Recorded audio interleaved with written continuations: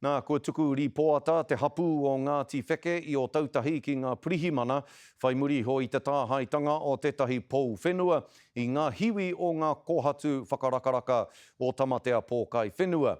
No tērā wiki, ka tū te tāhaitanga nei o te pou whenua e kia nei ko o Rongomai. Tahi ira rima mita tōna roa, rua ira rima mita te teitei o te atamira, ira ia e tūana. Hei tā te ringa whakairo o Ngāti Wheke a Kane Tauwhare, kāre e kore he mea āta whakarite tēnei tā haitanga.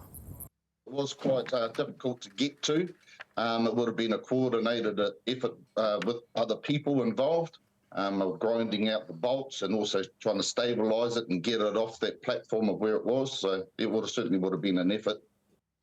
Hei tā ngā pirihimana kia te karere, a kāore i a rātou ngā taunakitanga, e tika ana kia āta whakatewhatewha rātou i te take nei, nā reira e tahuri ana rātou ki te hapori kia āwhina mai.